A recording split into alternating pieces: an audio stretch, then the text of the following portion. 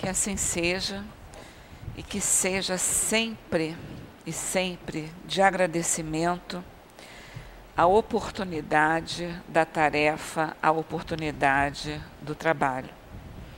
Que possamos ter sempre em mente as nossas posições de aprendizado constante, as nossas posições de responsabilidade com os nossos atos, com os nossos princípios.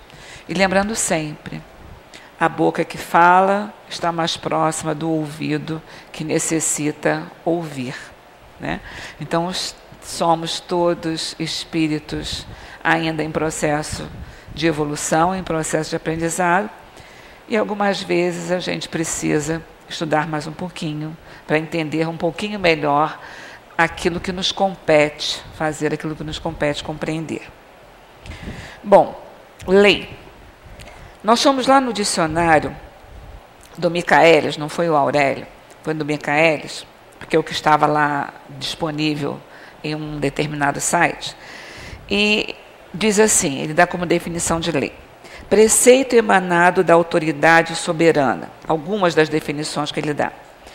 Prescrição do poder legislativo, regra ou norma de vida, relação constante e necessária entre fenômenos ou entre causas e efeitos, preceito ou norma de direito, moral e etc.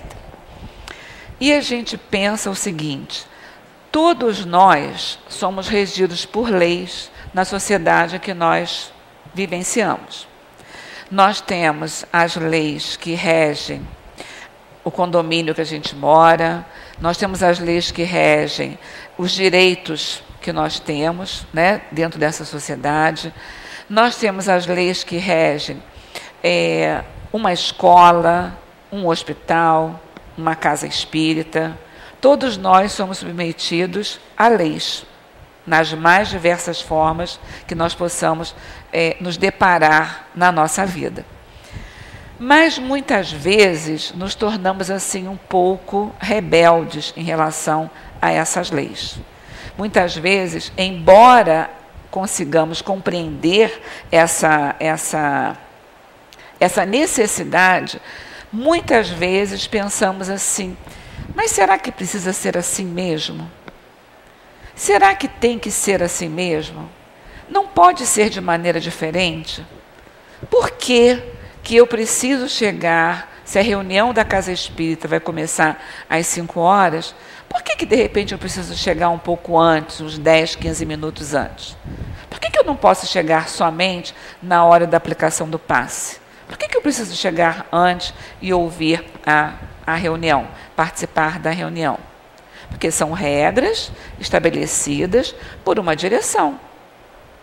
Assim como nós temos regras que direcionam a casa da gente, né? Dentro da casa da gente, todos os integrantes não entram e fazem o que querem na hora que querem, né? Ninguém acorda e resolve almoçar quando o almoço vai estar pronto às 12 horas, às 12h30 ou às 13 horas. Nós temos regras que nos norteiam nas diversas situações da nossa vida. Com as leis de Deus, não seria diferente. Nós temos as leis de Deus, a lei de Deus, que está estabelecida para que a gente possa andar dentro de um caminho reto. Não é aquele espaço, quando a gente entende de lei, não é aquele espaço, né, tipo o fio de uma navalha, que se eu der um passo para o lado, eu vou cair, se eu der o outro passo para o outro lado, eu vou cair. Eu tenho regras que me fazem viver ali. Eu tenho regras que a sociedade, que o ser humano me dita para que eu faça viver ali.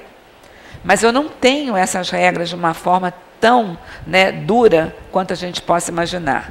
Não cumpriu uma determinada atividade, você está devendo a essa lei. Todas as minhas ações vão ser analisadas sob a ótica da misericórdia, sob a ótica da paz, sob a ótica do amor. Mas isso não quer dizer que eu não as tenha que cumprir, que eu não as deva cumprir. E a gente diz assim, mas aonde está essa lei de Deus? Ela não pode ser modificada? ela não pode ser modificada? Não, ela é imutável. Diz aqui a pergunta 615. A lei de Deus é eterna? Resposta, ela é eterna e imutável como o próprio Deus.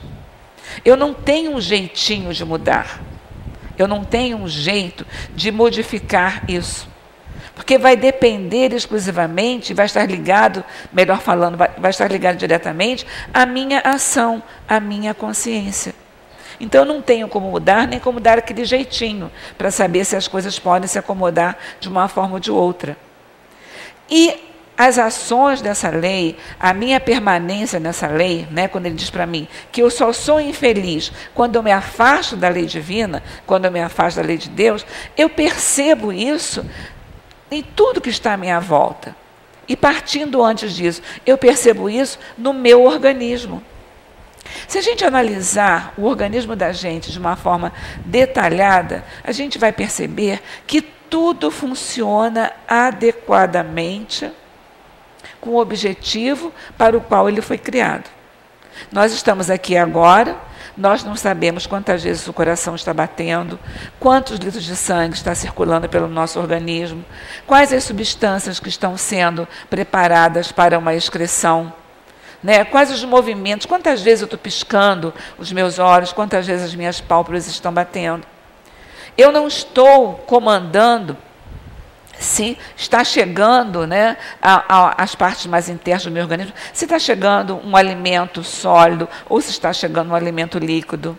Ou aquele sanduíche, aquele lanche que eu acabei de fazer. Eu não estou pensando que está trabalhando lá dentro, que está ocorrendo um processo de digestão, que essa substância vai chegar até a minha célula produzindo uma energia para que o meu corpo funcione. Ele está lá funcionando direitinho. E tudo funciona de uma forma perfeita. Né? De uma forma perfeita. Quando eu engulo algum alimento sólido, esse alimento sólido, embora os canais por onde ele tem que passar estejam bem próximos, né, a um canal onde só deve passar ar, ele não vai para o canal errado. Ele vai cair lá no canalzinho que tem que ser levado até o estômago para ele sofrer digestão. No momento em que eu bebo líquido, a mesma coisa. Mas no momento em que eu inspiro, que eu levo o ar para o meu organismo, ele vai para o lugar que ele tem que ir. Ah, mas de vez em quando, e é só uma tampinha que faz a separação de um para o outro. Ah, mas de vez em quando não pode acontecer desse alimento cair no seu canal errado? Cai. Mas a natureza tem um recurso para isso. Imediatamente nós engasgamos. E através do engasgo a gente consegue expelir aquele elemento, aquela substância que entrou num local físico que não deveria ter entrado. Então, se a gente analisar o nosso organismo passando primeiro pelo nosso organismo, nós conseguimos perceber a perfeição do trabalho divino, onde tudo acontece direitinho. Mas, se de repente eu extrapolo os limites que esse organismo proporciona, né? Se eu extrapolo, se eu chego, por exemplo, na cantina lá para fazer um lanche, aí eu encontro os sanduíches deliciosos, eu encontro bolo, eu encontro doce, eu encontro tudo, né, que eu gosto, que eu quero e que me é prazeroso comer. Aí eu digo assim, então hoje é sábado, né? Eu fiz dieta a semana inteira, hoje é sábado, hoje eu tenho o direito de abusar um pouquinho. Então eu como tudo que eu quero. Eu vou lá e como tudo que eu quero, eu vou absorver tudo aquilo ali. Né? Então, eu como sanduíche, eu como pastel, eu como bolo, eu como pudim. E tomara que a gente coma, que assim entra dinheiro para casa. Né? Vai ser bom que a gente coma. Né? Mas eu comi aquilo tudo, né? Todas as iguarias que tem lá. Depois, né, de algum tempo, a gente fica assim, nossa, mas eu estou me sentindo assim meio esquisita. Né? Parece que alguma coisa não caiu direito. Mas o que será que foi? Eu não comi nada demais. Eu não comi nada, sabe, aquela história da azeitona da empadinha, tem aquela história da azeitona da empadinha, então da ameixa do manjar, né? Mas eu não comi nada demais, nada.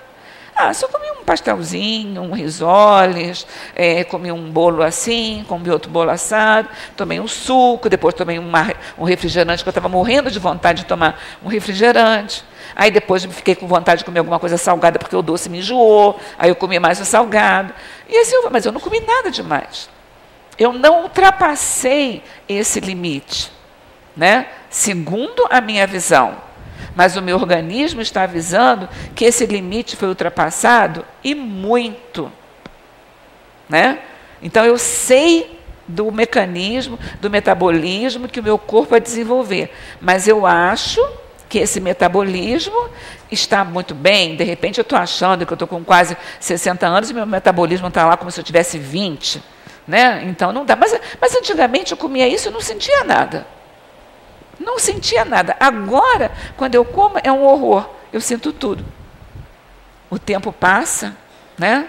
O tempo passa, o metabolismo da gente se modifica, então as coisas vão se modificar também. Então eu preciso aprender, eu preciso entender. Se eu perguntar assim, mas onde é que está a lei de Deus? Onde está alguém que possa me explicar e que possa me explanar e dizer onde é que está, onde é que eu leio, onde é que eu aprendo, em que livro que está? Onde eu vou conseguir as informações para que eu não me desvirtue dessa lei? Né? Aonde eu vou conseguir essas informações? Né? Tá lá na gente. E ele diz aqui, né, na pergunta 621, diz assim, onde está escrita a lei de Deus? Está lá na nossa consciência.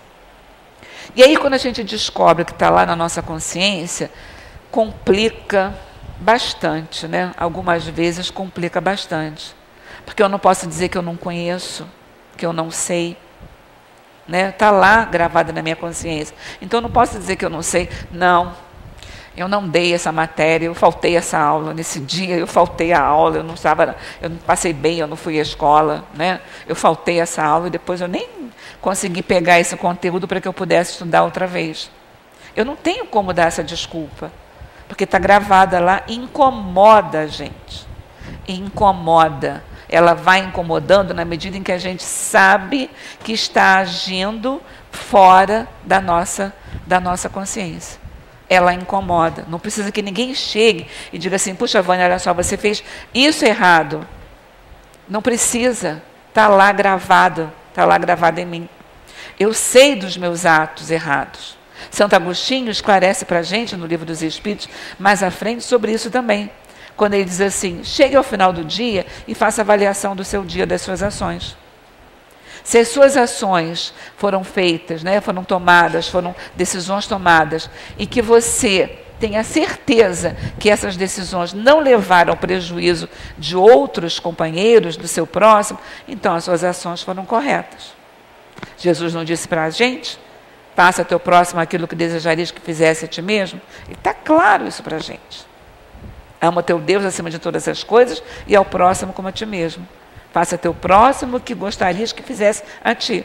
Então, se eu tenho uma atitude e se eu analiso, e se me perguntam assim, se alguém, né, tomasse essa atitude com você, você ficaria feliz? Se na hora eu disser, certamente eu ficaria feliz, então a minha atitude foi correta. Mas se eu paro para pensar, se eu diz assim, puxa, sabe que eu não sei? Talvez não fosse desse jeito, então a minha atitude não foi correta. Então está lá na minha consciência, eu não preciso que ninguém chegue para mim e diga aquilo que eu devo ou que eu não devo fazer. Algumas vezes a gente tenta adormecer essa consciência. Né? A gente tenta adormecer. Eu encontro, por exemplo, usando o exemplo que a companheira que fez a palestra às 3 horas da tarde, ela deu, que foi assim, claro. Por exemplo, eu encontro esta caneta que está aqui. Né? A caneta pertence à minha companheira Vera. Então, olha a caneta, digo, mas que caneta bonitinha, olha só, azul, vermelho e branco, eu gosto tanto. Deve ter tantas que nem vai ligar se de repente essa caneta aqui não estiver com ela. Né? Tem uma frase que diz assim, achado não é roubado. Não é verdade? A gente não diz assim, às vezes, achado não é roubado, eu achei um determinado produto, olha, eu preciso tanto de uma caneta, ela nem vai dar conta dessa falta da caneta, tem tantas, entende? Eu não sei nem onde eu posso encontrar, olha, achei isso aqui, mas onde é que eu vou encontrar essa pessoa? Ou quando a gente encontra alguma coisa na rua, onde é que eu vou encontrar essa pessoa? Como é que eu posso achar isso? Né? Aí eu pego aquela caneta, olha, eu estou precisando de uma caneta, eu vou levar a caneta para mim, pronto. E eu vou, com determinadas atitudes, adormecendo a minha consciência. né? É a caneta, depois é a borracha, às vezes é a criança que chega em casa com material que não é dela. Que é isso? Ah, foi o coleguinha que emprestou, que o coleguinha não quis mais, e a gente pegou a canetinha porque ele não quis mais a caneta. Não é verdade? Às vezes não acontece isso. A gente não vê isso, às vezes, com as nossas crianças dentro de casa, né? Que chega com material. Né? Eu lembro quando eu era pequena, chegava material que não era meu, minha mãe perguntava, de quem é esse material? Ah, foi do colega que eu não quis mais. Então devolva. Se ele não quer mais, ele vai fazer o que ele quiser. Mas você não tem o direito de querer o que ele não quer mais. Você vai lá e devolva. Amanhã eu não quero esse material com você aqui. Mas às vezes a gente vai passando por cima e vai adormecendo essa consciência. Até que chega um momento que a gente acha que aquilo é normal. Né? Aquilo é normal. E aí não é o tamanho do objeto ou a importância do objeto. É a ação sobre aquele comportamento. É aquele comportamento. É um valor absoluto. Ou é certo ou é errado. Ou é bem ou não é bem, é o mal. São valores, são conceitos absolutos. Não é uma coisa mais ou menos certa. Não existe uma coisa mais ou menos certa. Não existe uma coisa mais ou menos ruim ou mais ou menos boa. Ou ela é boa ou ela não é boa. Né? Então, às vezes, eu vou amortecendo os meus conceitos. Eu vou amortecendo a minha consciência. Né? E aí, de repente, chega alguém para mim, olha só, eu estou vendendo isso aqui, você quer comprar isso aqui? Ah, eu consigo isso baratinho, eu compro isso aqui. Né? Puxa vida, olha só, foi lançado lá um CD, um DVD assim, mas está muito caro. Está caro demais. Olha, mas tem fulano que, se você quiser, ele vai lá copiar, ele vai fazer, ele tira xerox até da capa e coisa e tal, não sei o que lá. Então a gente vai lá e muitas vezes, puxa vida, olha só, mas está tão caro na loja, né? Na loja está tão caro. Então por que eu não posso? E ainda arranja uma desculpa. Fulano, coitado, ele tem que dar um jeito na vida dele, sabe? Então eu vou lá e vou ajudar ele a dar esse jeito na vida dele através disso aqui. É certo? É errado? É o outro que vai apontar para mim que a minha atitude foi certa ou a atitude foi errada? Não, é a minha consciência que vai apontar. É ela que vai apontar para mim. Se a minha atitude está sendo correta ou não. Então não tem jeito, ela está lá gravada na consciência da gente. Agora, aí na pergunta, voltando aqui na pergunta 616, ele diz assim, poderia Deus, numa certa época, prescrever aos homens algo que lhes proibisse numa outra? E os Espíritos respondem assim, Deus não pode se enganar, os homens é que são obrigados a modificar suas leis, porque são imperfeitas, mas as leis de Deus são perfeitas. Pela falta da verdadeira credibilidade em Deus, o homem estabelece leis que possam satisfazer os seus desejos. Alguns anos atrás, eu vi uma fotografia no jornal, muito interessante, que era alguém que estava passando por um momento lá de dificuldade, e ele tinha se dirigido à igreja para pedir proteção para a sua vida. Então aparecia ele ajoelhado diante do altar, e em volta dele, em torno dele, os seus seguranças, todos eles fortemente armados, assim, um de costas para ele, de frente para o restante do templo em que ele estava, fortemente armados com as suas armas montadas, armas prontas, para proteger aquele cidadão que estava ali certamente pedindo a proteção para a sua vida em função de atos que ele tinha cometido, eu não me lembro mais o que era. Né? Eu me levei a perguntar, fiquei perguntando, onde é que está a minha fé? Onde é que está a fé de uma pessoa que se ajoelha diante de um altar, diante de um templo, rogando ali a proteção, mas aquela proteção que ele está solicitando ali não é suficiente para ele. Ele não consegue perceber aquela proteção divina.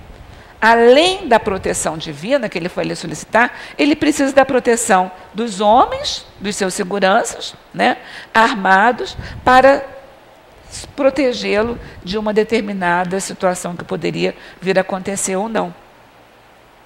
Né? E onde é que fica a nossa fé em relação às coisas que acontecem a gente? Quando a gente planta Quando a gente pega, né, lá grão de feijão ou qualquer caroço, se eu pego um caroço de manga e vou plantar aquele caroço de manga, eu não fico olhando todas as horas e todos os dias ou todos os meses naquela cova que eu fiz onde eu enterrei aquele caroço para saber se a árvore que irá florescer daquela semente é realmente o pé de manga.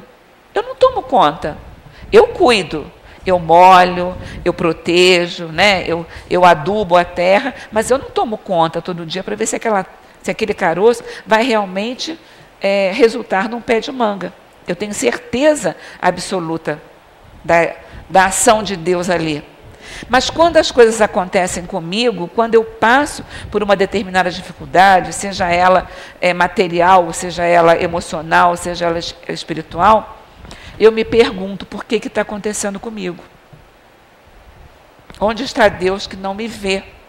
Onde está Deus que não me protege quando eu estou passando por uma determinada dificuldade? Né? E se a gente se perguntasse no lugar, em vez de perguntar onde está Deus que não me protege, que não me vê, se a gente se perguntasse assim, o que Deus está querendo de mim?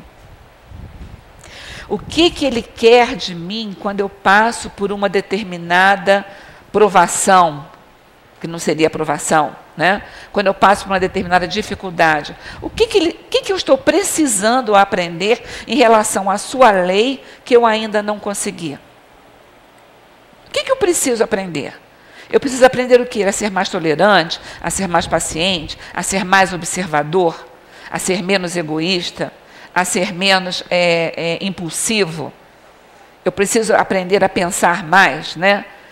Meu pavio possa esticar, que meu pavio não fique tão curto, né? Ele precisa esticar, porque se ele ficar muito curto, eu vou acabar estourando a opção de bombinhas em diversos lugares. Então, meu pavio precisa aumentar de tamanho. E o que eu preciso aprender? Por que eu estou passando por uma determinada situação? O que eu estou querendo? O que eu preciso de aprender naquele momento? Em vez de reclamar, em vez de chegar e dizer assim, puxa vida, Deus não... Onde está Deus que não me olha? Onde está Deus que não me vê, que não me protege, né? Ele está me ensinando determinadas coisas. E em cima dessas lições, que a gente vai aprendendo essas lições, a gente aprendendo toda a complexidade da lei divina, a gente vai aprendendo ao longo das nossas múltiplas encarnações. Eu não consigo aprender tudo de uma vez. Não dá tempo de eu aprender tudo de uma vez. Eu não consigo aprender as coisas desse mundo, neste momento, com as quais eu estou vivendo. Eu não consigo aprender no espaço de uma encarnação. Né? Eu não consigo. Agora, em outras, certamente, eu irei aprender. Né? E eu fico muito feliz quando eu percebo assim, olha só, em alguma encarnação eu ainda vou conseguir aprender matemática. Eu vou conseguir gostar de matemática, que foi o meu calo na minha vida escolar a vida inteira. No colégio, na universidade, a matemática foi o meu calo de vida a vida inteira. Então, me deixa feliz eu perceber que em algum momento das minhas vidas eu terei aquele conhecimento. A gente não percebe uma diferença, né? Quando a gente vê as crianças que nascem hoje em dia, né? A gente percebe que elas são diferentes das crianças que nasciam há anos atrás. Né? Que nasciam anos atrás, elas têm um comportamento diferente. As crianças acham que eram mais calmas, eram mais tranquilas, né? Só abria o olho depois de não sei quantos dias, né? Hoje em dia, não. Eu, exatamente, há 23 dias, eu ganhei um neto de alma, não é neto biológico, mas é um neto de alma, uma alma muito querida. Há 23 dias, está fazendo hoje exatamente 23 dias. E ele não gosta de meia. Bota a meia no pé dele, ele não gosta. Então, bota a meia no pé dele, ele arrasta um pé com o outro, ele arrasta, ele roça na cama, e quando você vê, ele está sem meia. Né? No outro dia botaram a minha filhota, que também é de alma, não é biológica, mas é de alma, é de coração. Ela falou assim, nossa, eu botei ele deitado, depois quando eu cheguei no quarto, ele estava atravessado no berço. Né? E alguns anos atrás, as crianças custavam a abrir os seus olhos e custavam a ter o seu desenvolvimento. Tem lá com 23 dias. Não fica com meia de jeito nenhum. Bota a meia, ele arrasta os pés, até tirar as meias, até se descobrir, até fazer o que quer. Um outro sobrinho meu, há muitos anos atrás, ele chegou à minha casa e começou a querer mexer no meu computador. Ah, tia, deixa eu mexer e coisa e tal, não sei o que lá. Sobrinho e neto. Deixa eu mexer e coisa e tal, não sei o que lá. Eu falei para ele, olha só, não vai dar para você mexer. Ele devia ter uns 4 anos, 4 para 5 anos nessa época. Não vai dar para você mexer, porque você pode escangalhar. Ele falou assim, mas no computador do meu pai eu mexo. Eu falei, sim, mas se o seu pai tiver o computador escangalhado, ele vai poder comprar outro. A sua tia não vai poder comprar outro. Então, eu prefiro que você não mexa. Aí ele virou para mim e fez assim, pois é, titia, você só esquece que eu sou uma criança informatizada. Aos 4 anos. Ele hoje está com 18, né? Aos 4 anos, você só esquece que eu sou uma criança informatizada. E era naquela época. Lidava com o computador, me ensinando coisas que eu não conseguia mexer, que eu não conseguia fazer. Não, olha, é assim, você vai e você faz. Né? Que isso? Então não são espíritos que estão chegando com um conhecimento maior, né? Com um conhecimento maior em relação a isso. Então aonde ele aprendeu isso? Certamente aprendeu no plano espiritual, está chegando para a gente com conhecimento maior. Então o que eu aprendo, o que eu conquisto, não se perde ao longo das minhas encarnações. Né? E não se perde. Então, por isso, a minha esperança de aprender matemática. Em algum momento das minhas vidas, eu vou conseguir aprender matemática e gostar da matemática. Né? Eu vou conseguir fazer isso. Né? Já que eu não gostei dessa, mas em outros eu vou conseguir. Então, eu não preciso dizer, né, a seguinte frase, eu estou muito velha para aprender isso, não dá mais para aprender, não. A minha matéria está envelhecendo. O meu corpo material está envelhecendo. Ele vai me impondo limitações que alguns anos atrás eu não tinha. Mas o meu espírito não. O meu espírito é eterno. O meu espírito é jovem. O meu espírito tem ânsia de aprender. Ele tem ânsia do aprendizado. Então, qualquer material que eu dê a ele agora, mesmo que eu não consiga chegar ao ponto que eu desejo nesta encarnação, mas eu estou iniciando para esse espírito, estou dando a esse espírito a oportunidade do aprendizado que ele certamente irá concluir em outras encarnações, em outros momentos. Né? Ele vai concluir. Então, quando Kardec diz aqui, quando ele pergunta aqui, olha, na pergunta 616,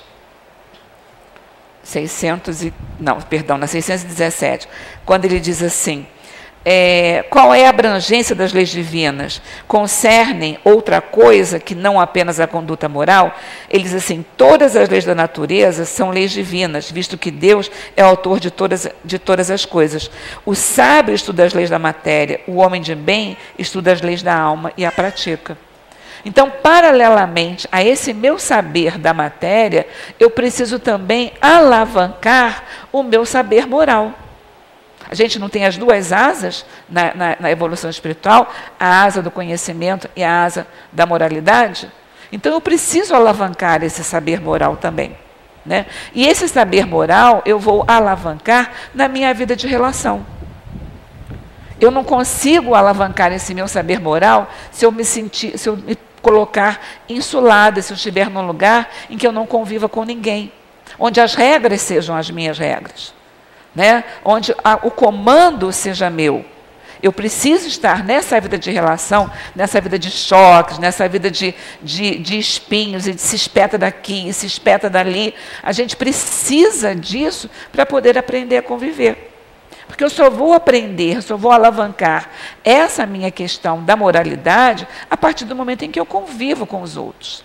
Porque os outros vão dizer para mim, né? E aqueles nossos desafetos, então, são assim, excelentes apontadores, né? Eles dizem assim, você é egoísta, você tem cara de boazinha, quem não te conhece que te compre, entende? Você, né, vai para o centro, mas o pessoal não te conhece aqui fora, só te conhece lá dentro, né? Não conhece você aqui fora. Aí a gente diz assim, sou alguma santidade? De jeito nenhum. Sou teimosa? Bastante. Sou rebelde? Bastante. Se eu não tivesse os fiscais que eu tive na figura de mãe e pai, eu não sei o que teria sido da minha encarnação. Porque eles eram aqueles fiscais que ficavam ali controlando. Quando eu queria colocar o pé fora do caminho, ele puxava a corda e dizia, olha, não é bem assim. As regras são essas.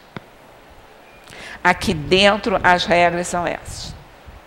Aí a gente orava assim, mas eu já trabalho fora. Problema seu. Enquanto você estiver sob o meu teto e comer do meu feijão, as regras são minhas. Não quero saber se você trabalha fora, se você ganha bem. Você quer acomodar a sua vida, minha filha? Aluga um apartamento e vai morar sozinha. Aí lá você vai fazer o que você quiser. Aqui dentro, não. Aqui dentro as regras são minhas. E aí, a gente calava, né? Respirava fundo, calava e seguia a ordenação lá que tinha que ser feita. São os fiscais que a gente tem. Né, e que eu tive, graças a Deus que eu tive esses 2 fiscais, que me podaram bastante, algumas situações me podaram bastante. Né? As outras, que embora tenha ocorrido a ação de podar e que eu não me deixei podar, né, a vida se encarregou de podar. Porque a vida se encarrega de todos nós, cada um a seu tempo. Então, aprender, eu vou aprender, porque é da lei de progresso. Né? Eu não tenho como não aprender, não tenho como achar que eu tenho a eternidade ao meu favor. Não tenho tanto a eternidade a meu favor, não. Eu posso pensar que eu tenho. Mas quando eu me coloco resistente em alguma situação, a vida se encarrega de me mostrar uma outra situação, uma outra questão que vai me fazer responder aquilo de uma forma diferente.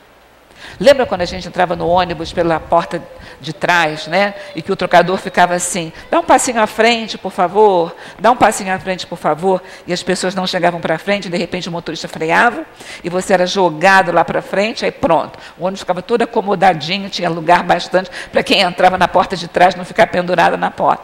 A gente lembra isso, os mais experientes lembram disso, né? Quem tem um pouquinho mais de experiência lembra disso, né?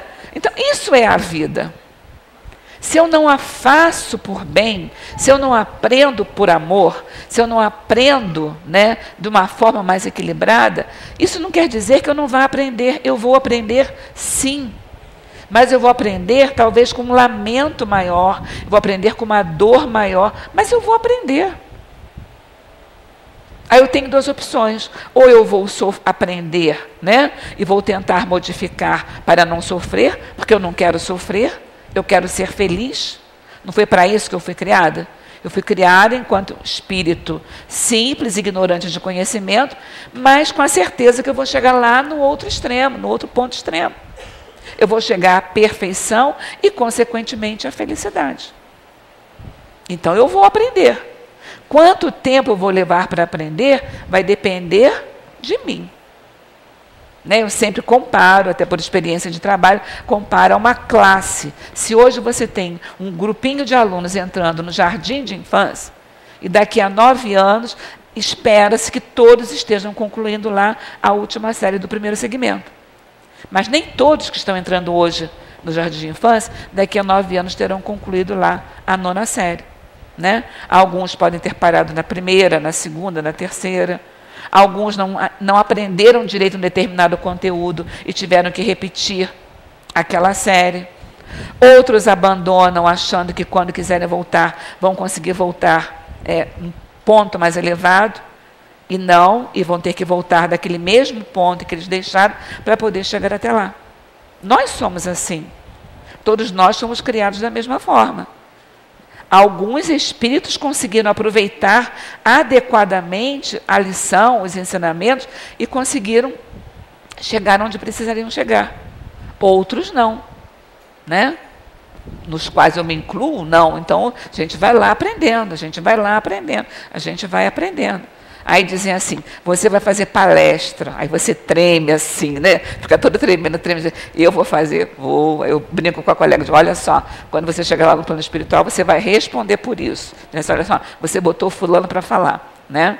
Então tá bom. Aí você treme lá nas tuas bases, fica nervosa por dentro, né? Mas você encara, a gente tem que encarar os desafios que a vida coloca para a gente. Porque senão você vai sempre dizer, não, eu não posso, eu não posso, eu não posso, eu não posso, eu não posso, e aí você não faz. né? Então a gente encara os desafios. Tremendo, eu estou, e todas as vezes que eu estou aqui, eu por dentro, eu estou tremendo, que nem um pudim, né? Fica todo tremendo por dentro. Mas eu preciso aprender a encarar esse desafio. Então vamos lá. Então a gente abre o livro, a gente lê, a gente estuda, a gente consulta, a gente reza, pede proteção, pede intuição, mas a gente diz presente, né?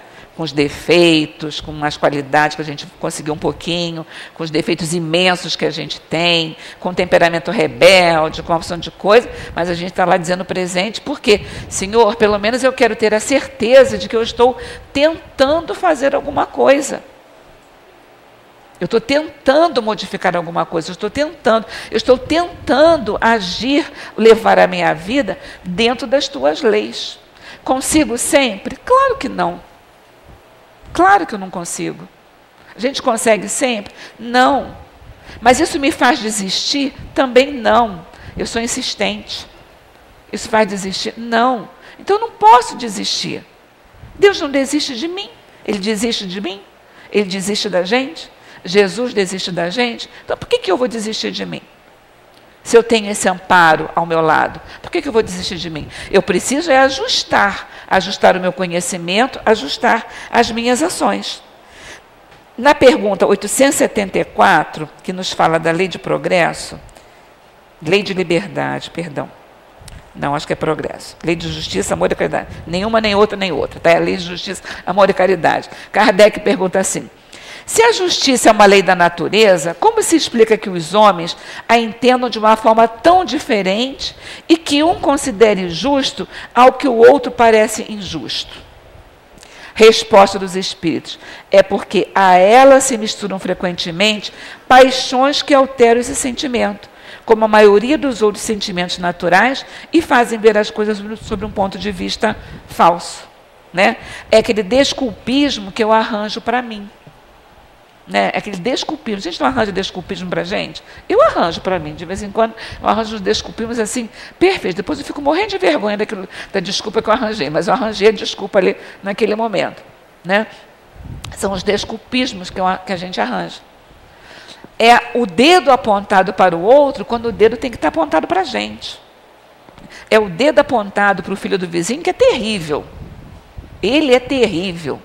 Ele conduz, né? Quantas vezes eu escutei isso de pai de aluno, dizer assim, olha só, meu filho está assim, mas é a companhia, sabe? São os coleguinhas que estão andando, porque fulano é terrível, fulano é Beltrano, é assim, ciclano é assim. O meu é bom, e o dela era assim, sabe? Uma coisa, né? Mas a gente não faz isso. Eu escutava isso do pai e da mãe na escola, mas a gente não faz isso com os da gente, né? O meu é um anjo. É um santo, sabe? É um garoto bom, é um garoto calmo, sabe? É bom. Ele é meio temperamental, tem uma personalidade forte, mas ele é muito bom. Agora, aquele colega dele, sabe? É mal criado, é terrível, né? E uma vez eu lembrei agora de uma história que eu escutei, eu não sei se foi aqui que alguém contou, se foi em outro lugar. Era assim, estavam duas senhoras conversando a respeito dos seus filhos, né, que eram casados. E uma dizia assim, olha, a minha filha teve uma sorte muito grande no casamento, porque o marido dela é assim, um anjo. Ele lava a roupa, ele arruma a cozinha, sabe? Ele serve café para ela na cama, sabe? Ele faz isso tudo, ele vai ao mercado para ela, ele faz feira. Quando chega do trabalho, ele faz isso tudo. A minha filha deu uma sorte muito grande, porque realmente que Deus abençoe aquele casamento, porque ela arranjou um marido excelente. Já o meu filho não deu sorte. Você acredita que a minha nora não levanta de manhã para tomar café, não vai ao mercado, não lava a louça, não faz nada. O meu filho é que tem que fazer tudo. Meu filho é que tem que fazer tudo, porque minha nora não faz nada. Né? Não é a mesma visão? A filha dela tinha dado uma sorte imensa, porque tinha encontrado um rapaz que fazia exatamente tudo, né, e a deixava numa situação confortável. Já o filho que fazia exatamente tudo que o genro fazia, era um coitado, a mulher explorava o pobre do rapaz. E esse é o julgamento que a gente faz do outro. né? É o meu filho que é um santo, o vizinho é que é terrível. Sabe? Meu filho é temperamental, o outro, coitado, não é muito bem educado, não tem noção de limites, né? É assim que a gente vê, é assim que a gente aprende, é assim que a gente analisa em relação ao outro. Então eu preciso entender, né, que a lei divina ela é igual para um e para outro. Eu preciso deixar de apontar tanto o meu dedo para o outro e apontar o dedo para mim. E dizer assim, olha só, você tem isso. Você está tão incomodada, né? Você está tão incomodada porque o outro é egoísta, você diz que é egoísta, mas se a gente se incomoda com o egoísmo do outro, é porque nós somos egoístas também. Porque determinadas coisas no meu semelhante não me incomodam em absolutamente nada, porque não encontra respaldo na minha alma, não tem respaldo dentro de mim. Eu não tenho um espelho me mostrando aquilo, refletindo aquilo. Então, se eu acho que o outro é egoísta, é autoritário, tá? É irreverente, né? Ele não é solidário, absurdo, eu fico extremamente incomodado com a falta de justiça, com a falta de solidariedade de fulano. É porque tem nele e tem em mim. Ele, eu estou vendo nele o que está refletido em mim. Então, por isso está me incomodando. Porque se não tiver em mim, não vai me incomodar em absolutamente nada. Então, é uma forma como Deus mostra para a gente. E Ele mostra isso para a gente, se a gente analisar a Terra, os seres vivos, o universo como um todo, Ele mostra essa harmonia. Ele mostra essa harmonia, né? A gente não está preocupado se o Sol vai bater com a Lua, se vai bater com a Terra, se vai explodir, se não vai explodir. As coisas não acontecem, estão lá harmonicamente. Um ser vivo que tenha uma determinada condição de vida, para viver em lugar quente, ele não vai viver lá no Polo Norte ou no Polo Sul. Ele vai viver onde ele consegue viver. Você não vê, né, um urso, por exemplo, um urso polar, que está acostumado com as regiões mais frias, no Rio de Janeiro. Imagina um urso polar no Rio de Janeiro, no calor de 40 graus, sensação térmica de 50 graus. Coitado, né? Então, se a gente analisar, partindo do corpo da gente, analisando toda a perfeição do corpo da gente, e partindo desse corpo, a gente analisar o que está à nossa volta, né? A roseira não tem espinho, não é por acaso. O cacto não tem folha, não é por acaso. Ele vive num local em que ele não pode perder tanta água. Então, ele tem que armazenar água. Então, ele não tem folha, ele tem lá, tem os espinhos dele, que ele vai perder uma quantidade de água menor. Né? O ser vivo que tem que viver lá dentro da água, ele não tem condição de viver dentro na terra. Existem outros que vivem em regiões intermediárias, próximo à água, mas já conseguem viver na terra. Tudo acontece adequadamente e no maior equilíbrio. E que a gente tenta modificar. Não, olha só, a partir de hoje eu não quero mais que esse peixinho aqui viva lá na água, porque eu acho que ele tem condições, eu vou estudar, eu vou analisar se as brancas dele não podem sofrer uma alteração, etc. e tal. Eu vejo um determinado terreno, não, está lá o terreno, porque tem que estar naquela situação. Né? Então, não, olha só, mas isso aqui é uma região que pode me dar um retorno financeiro muito grande. Então, eu vou lá, eu corto o terreno, sem analisar as condições daquele terreno, eu corto, eu jogo a árvore abaixo, eu construo, eu faço contenção de barreira.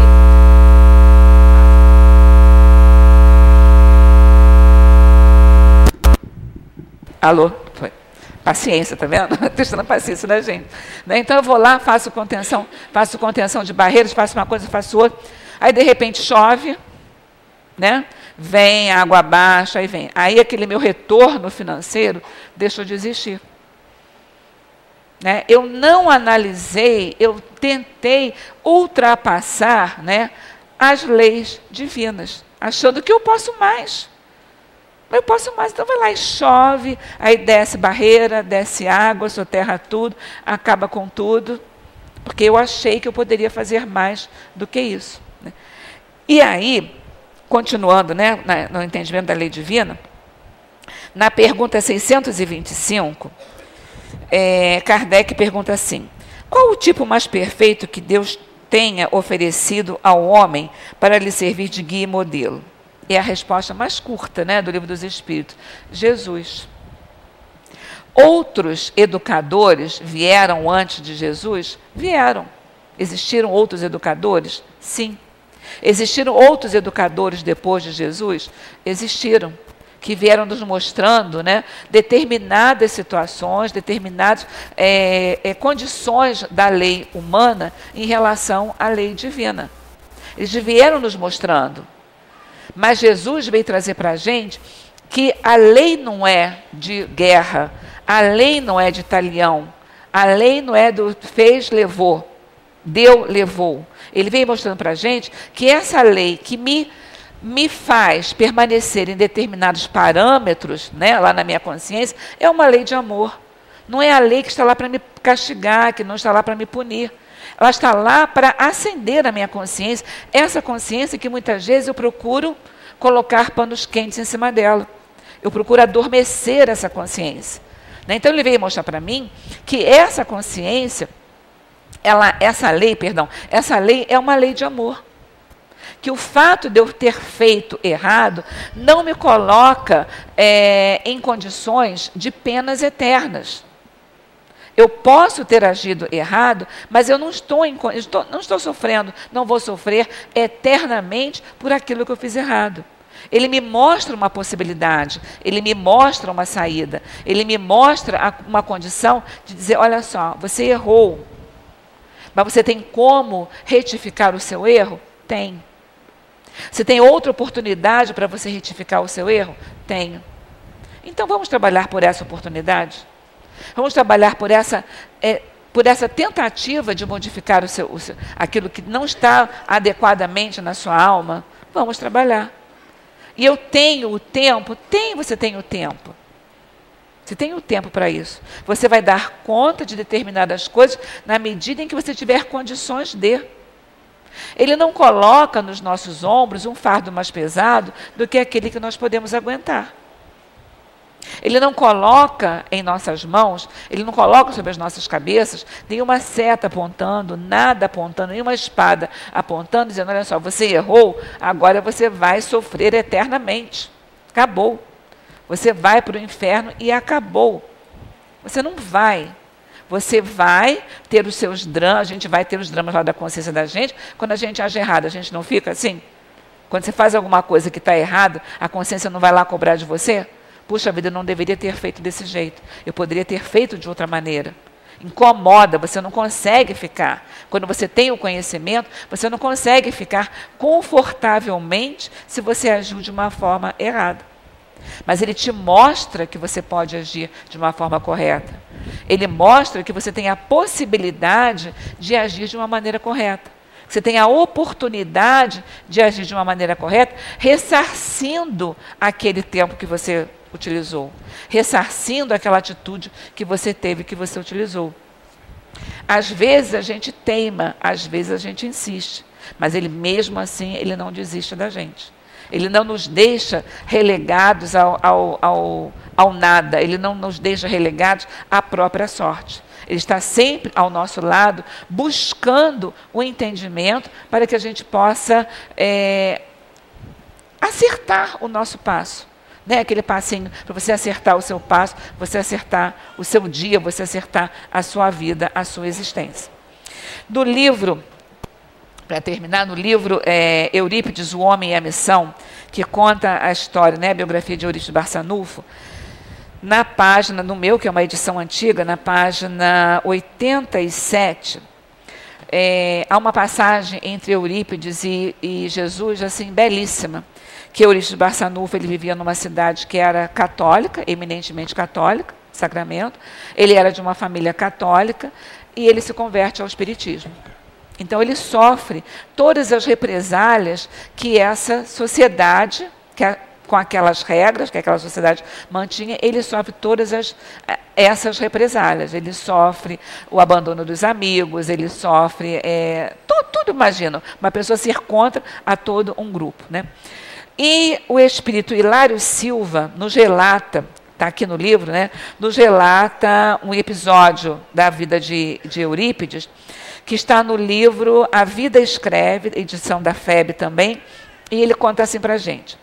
Começara Eurípides Barçanufo, o apóstolo da mediunidade em Sacramento, no estado de Minas Gerais, a observar-se fora do corpo físico, em admirável desdobramento, quando certa feita, à noite, viu a si próprio em prodigiosa volitação. Embora inquieto, como que arrastado pela vontade de alguém num torvelinho de amor, subia sempre. Queria parar e descer, revendo o veículo carnal, mas não conseguia.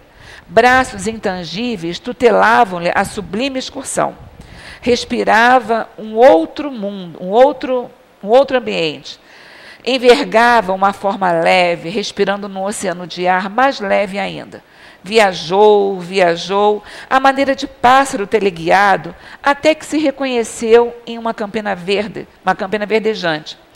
Reparava na formosa paisagem quando, não longe, avistou um homem que meditava, envolvido por uma doce luz. Como que magnetizado pelo desconhecido, aproximou-se. Houve, porém, um momento em que estancou trêmulo. Algo lhe dizia no íntimo para que não avançasse mais. E num deslumbramento de júbilo, reconheceu-se na presença do Cristo. Baixou a cabeça, esmagado pela honra imprevista, e ficou em silêncio, sentindo-se como um intruso, incapaz de voltar ou seguir adiante.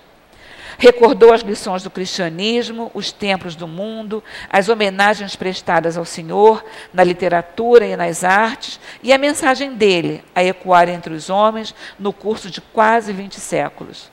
Ofuscado pela grandeza do momento, começou a chorar. Grossas lágrimas banhavam-lhe o rosto quando adquiriu a coragem e ergueu os olhos humildes. Viu, porém, que Jesus também chorava. Traspassado o súbito sofrimento por ver-lhe o pranto, desejou fazer algo que pudesse reconfortar o amigo sublime, afagar-lhe as mãos ou atirar-se à maneira de um cão leal aos seus pés. Mas estava como que chumbado ao solo estranho.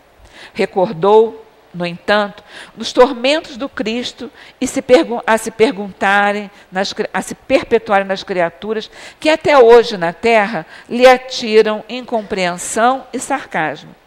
Nessa linha de pensamento não se conteve, abriu a boca e falou suplicante: Senhor, por que choras?